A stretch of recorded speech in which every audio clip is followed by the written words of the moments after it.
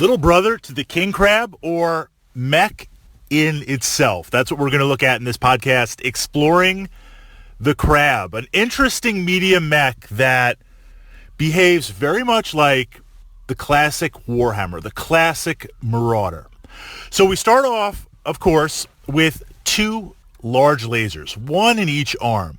And with 16 heat sinks, what this means is you can fire one, fire two, fire one. So you're chaining 1, 2, 1, laying down consistent firepower on there, managing the heat on the way in. Of course, it doesn't have the range of like the Marauder and the Warhammer with the 2 PPCs. It doesn't have the damage output on there.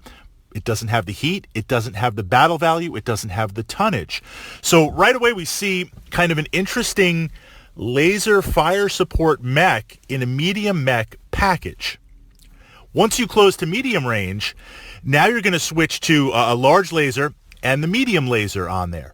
You could continue to go large, medium, and then clear some heat, large, medium.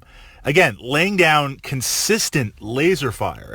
Essentially, as soon as you're in range, as soon as this mech has you in range and zeroed, you are going to be getting hit potentially with lasers every single turn, chain uninterrupted on there. It's not the catastrophic, cataclysmic, exciting damage of an autocannon 20 or the constant barrage of LRM 20s on there, but it's consistent.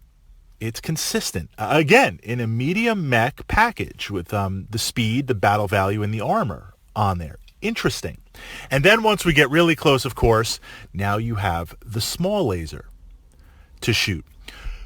No minimums. That's what makes things a little bit more fearsome, because certainly looking at mechs that might have LRMs and PPCs, there's minimums on there.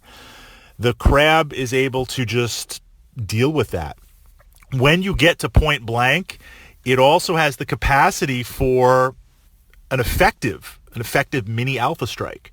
Push that heat, fire off everything for a turn or two on there. That's very intriguing. So what role does it work? I find this is a great direct support aggressive energy mech, something that is going to move in with a heavy mech, an assault mech, pushing forward on there, trying to lay down some additional fire, trying to lay down some additional damage, and moving to threaten sides and rear of opposing mechs. Weaknesses. Well, okay, its primary weapons, its large lasers are in each arm. If they get blown off, it becomes a zombie mech. As soon as you lose one arm, it starts to now really affect the firepower damage. Compare that, I know the tonnage isn't the same, compare that to the awesome mech with the PPCs. With those dual PPCs, even though that's triple, the two being mounted in the left and right torso, that means you got to chew through the bulk of some armor on there. Crab is a little bit vulnerable in the arms, but so is every mech.